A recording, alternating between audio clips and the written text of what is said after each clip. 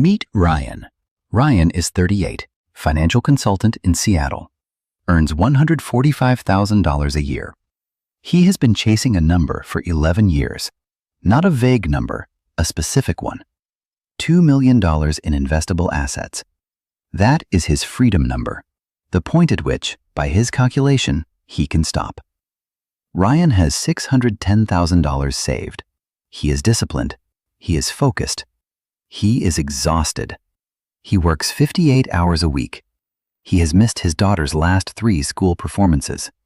He has not taken a real vacation in 4 years.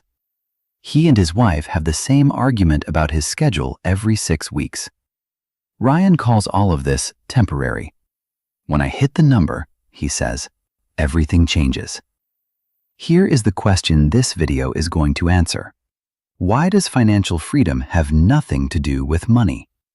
Not because the number does not matter, because the number is not what Ryan thinks it is. Ryan is not building toward freedom. He is building toward a bigger cage. And the difference between Ryan and the people who actually find freedom is not the size of their portfolio. It is the question they asked before they started building. Stay with this one, because the second truth, the one about what actually happens when people hit their number, is the one that changes everything. And it is the one most people only discover after it is too late to change course. 4 truths about financial freedom that most people learn far too late. Truth 1. Freedom is not a financial state. It is a time state. Before we go further, let me introduce you to the other person at the center of this.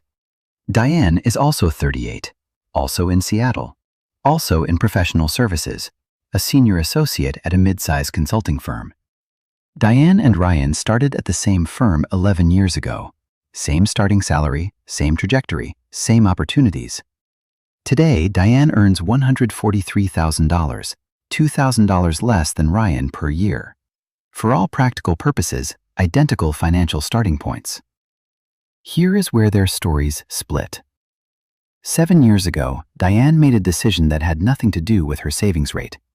She decided that freedom was not a destination she would arrive at when the number was big enough. She decided freedom was a design problem, and she started designing for it immediately. Here is what that actually means. Most people define financial freedom as enough money that I do not have to work. That definition puts freedom entirely in the future. It makes freedom conditional on a number. It turns every year before that number into a holding pattern, a waiting room with a good salary. Diane defined it differently. Financial freedom, her definition, is the ability to choose how you spend your time without someone else's demands determining the answer. Not retirement, not a number, not a finish line. A daily condition. That single shift, from freedom as a destination to freedom as a daily design, changed every decision Diane made from that point forward. She stopped optimizing purely for income. She started optimizing for time autonomy alongside income. She negotiated a 4-day workweek 3 years ago, taking a $12,000 annual reduction in bonus potential to get it. She structured her client load to cap her billable hours at 38 per week. She built 2 days a month of protected time, no client work, no internal meetings, for long-term projects she controlled entirely. Ryan heard about Diane's 4-day arrangement and called it a trade-off. He was right, but here is what he missed. Diane did not trade income for time. She traded the illusion of future freedom for actual present freedom. Ryan is accumulating money in exchange for time.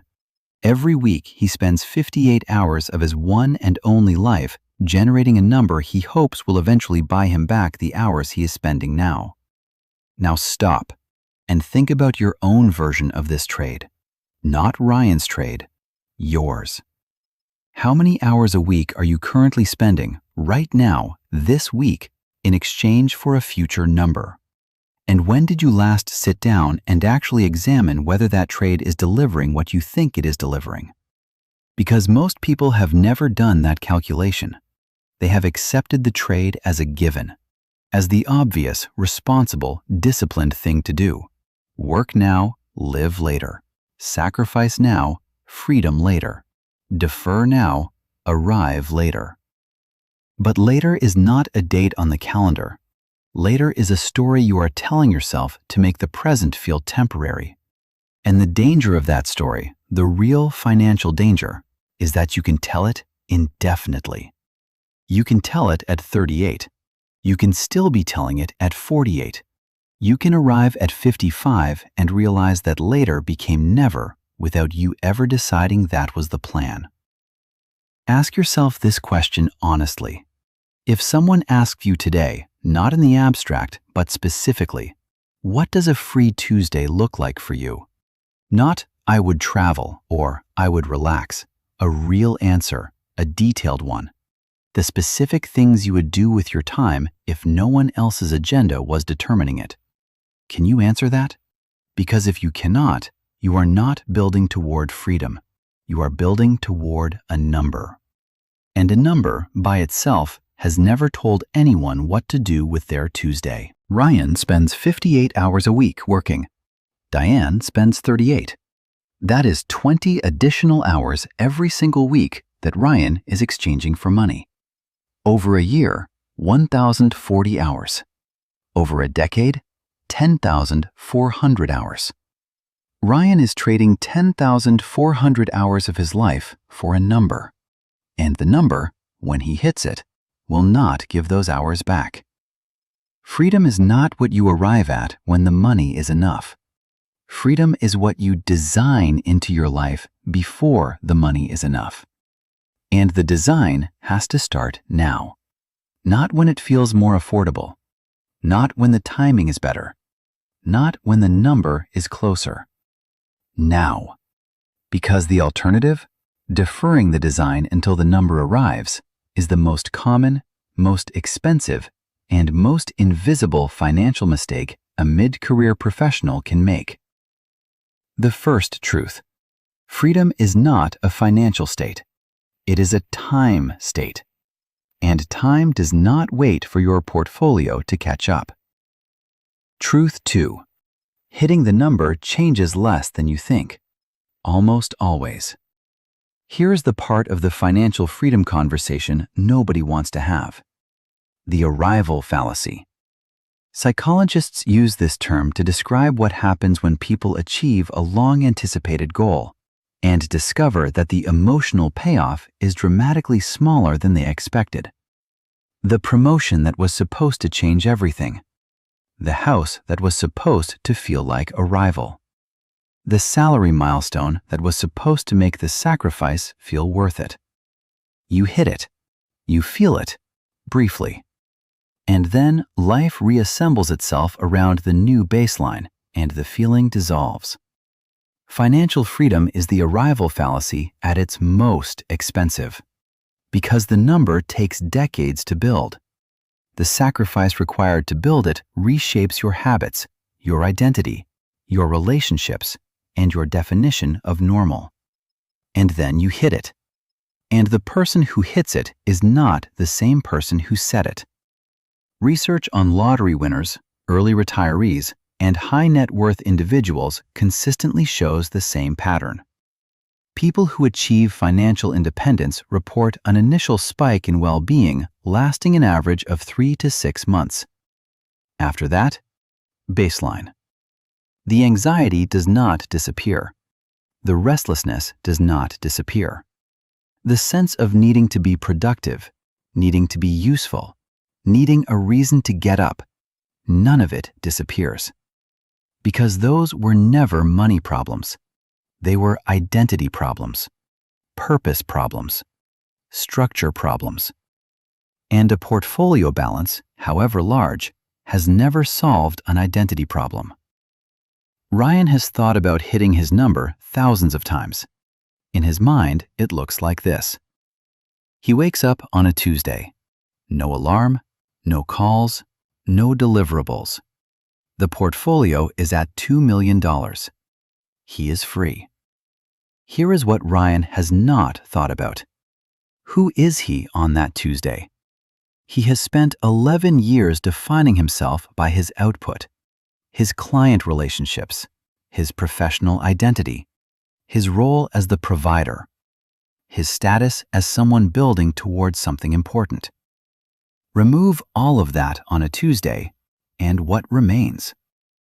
This is not a philosophical question. It is a financial one. Because the people who hit their number and find themselves restless, purposeless, and quietly miserable do not stay retired. They go back, or they spend the number trying to replace the identity they gave up to build it. Either way, the number does not deliver what they spent a decade sacrificing for. Now hold that mirror up to your own situation. Think about who you are right now, professionally, socially, personally, and how much of that identity is built around what you do and what you are building toward. If that structure disappeared tomorrow, if the job ended, the title vanished, the professional calendar cleared completely, who are you? What do you do on a Tuesday at 10 a.m. that is not defined by someone else's agenda? If the honest answer makes you uncomfortable, that discomfort is important. It is not a character flaw, it is data. It is telling you that the freedom you are building toward requires a version of you that you have not started building yet. And the longer you wait to build that version, the more expensive the gap between the number and the actual freedom becomes. Diane understood this intuitively. She did not wait until retirement to figure out what she wanted her time to look like. She designed it now, iteratively, imperfectly. She knows what a good Tuesday feels like because she has been building good Tuesdays for 7 years. She knows what work feels meaningful versus what work feels like obligation because she has had enough protected time to learn the difference. She knows who she is outside her professional title because she deliberately created space to find out. Ryan has been deferring all of that, telling himself there will be time for it later. But later is not a plan, and a number is not a self. The second truth: the number delivers 3 to 6 months of relief. What comes after that is entirely determined by what you built before you hit it. Truth 3: time is the only asset that never compounds. Every personal finance framework treats money as the primary asset to protect and grow. Earn more, save more, invest more, compound more. Here is what those frameworks consistently leave out. Money compounds. Time does not. The hour you spent in a meeting you did not need to attend at 38 is gone. It does not come back. It does not generate interest. It does not appreciate. It does not produce a future return of any kind. It is simply gone. Ryan knows this intellectually. He will tell you time is valuable. He will tell you experiences matter more than things. And then he will spend 58 hours this week generating a number, while the experiences he says matter most sit in a queue labeled later. His daughter's performances, his wife's mornings, his own health, his own curiosity, his own sense of who he is outside of a billable hour. All of it, later. Here is what that costs in real numbers. Ryan is 38. He expects to work at this pace until 52, when his model says the number will be big enough. 14 more years. At 58 hours a week, 50 weeks a year, Ryan will spend 40,600 hours working between now and 52. Diane, working 38 hours a week over the same period, will spend 26,600 hours. The difference is 14,000 hours. That is 583 full calendar days. Measured in waking hours, 16 conscious hours per day, that is the equivalent of nearly 2.5 years of actual lived life. Ryan is spending 2.5 years of waking life, hours he will never recover, to hit his number approximately 2 to 3 years sooner than Diane. He is trading years of living for years of timeline acceleration. And he has never once written that trade down and decided deliberately that it is worth it. Now make this yours. Sit with this for a moment. How many hours a week are you currently spending beyond what you would freely choose if the number were not the goal? Not the hours you enjoy, not the hours that feel meaningful, the hours you are spending purely because the number demands them. Calculate that number. Multiply it by 50 weeks. Multiply it by the years you have left before your own version of Ryan's finish line. That total, whatever it is the price of your current definition of freedom. Not in dollars, in hours of your life. And the question worth asking, the one most people never ask explicitly, is whether you have ever consciously decided that price is fair, or whether you simply inherited the trade without examining it. Because there is a version of your financial life where the trade is different. Not easier, not without sacrifice, but deliberately chosen, with full awareness of what you are exchanging and what you are keeping. That version starts with a different question. Not, how do I hit the number faster? But, what is the minimum I need to spend to get there? And what do I do with everything left over? Money lost can be rebuilt. Relationships strained can be repaired. Skills lost can be relearned. Time spent is the only thing in your financial life with no recovery mechanism. None. Zero. The hour is gone the moment it passes. Diane protects her time the way Ryan protects his portfolio. Deliberately. Defensively. With a clear sense of what it is worth and what she will not trade it for. Ryan protects his portfolio by spending his time. One of them understands what the real asset is. The question is, which one of them looks more like you? The third truth. Money is the asset everyone protects. Time is the asset that actually runs out. Protect accordingly. Truth 4.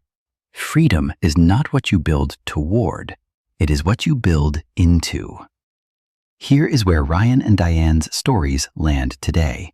Ryan at 38, $610,000 saved, $1,390,000 from his number, 11 years in, working 58 hours a week, deferring everything that matters, on track to hit $2 million at approximately 51 or 52. By every financial measure, Ryan is winning. Diane at 38, $560,000 saved, $50,000 less than Ryan, the compounding cost of the 4-day arrangement and capped hours. But here is what Diane's balance sheet also contains, the part that does not show up in a net worth calculation. 4 years of 4-day work weeks, approximately 800 additional Fridays she controlled entirely. 3 years of capped billable hours, roughly 1,800 hours returned to her own life and spent on her own terms. 2 protected days per month, 72 days over 3 years, spent building the skills, relationships, and projects that she controls independently of any employer. A marriage that is not running on fumes. A version of herself, curious, creative, present, that she has been actively maintaining instead of deferring. Diane is not behind Ryan. Diane is building something Ryan's spreadsheet cannot measure. And when Ryan hits his number at 52, he will discover that the thing Diane has been building is exactly what he needs, and he will not have it. Here is what that actually means. Financial freedom, real financial freedom, is not a switch you flip when the number arrives. It is a muscle. And like any muscle, it atrophies when you do not use it. The people who hit their number and genuinely feel free are the people who have been practicing freedom for years before they got there. They know how to structure their own time without someone else's calendar telling them what to do. They know what work feels meaningful versus what work feels like obligation. They know who they are outside of their professional identity because they never let that identity consume everything. They have built the relationships, the projects, and the habits that make a free Tuesday feel like a gift rather than a void. Ryan has not practiced any of that. Ryan has practiced discipline, sacrifice, deferred gratification, all genuinely valuable things, but not freedom. And when the number arrives, and it will arrive, Ryan will discover that freedom is a skill he never developed, because he spent 11 years getting ready to be free instead of being free. Now ask yourself the question that makes this personal. What are you practicing right now? Not saving, not investing, not optimizing. Practicing. Are you practicing what it feels like to control your own time? Are you practicing what it means to do work that belongs to you, not just work that belongs to your employer? Are you practicing the relationships, the projects, the identity that exists independent of your professional title? Because if the answer is no, if every hour of every week is accounted for by someone else's agenda, then you are not building toward freedom. You are building toward a number that will arrive into a life you never prepared to live freely. And that gap between hitting the number and knowing what to do with it is not filled by more money. It is filled only by the years of practice you either did or did not do before the number came. This is the part of the financial freedom conversation that nobody sells you, because it is not exciting.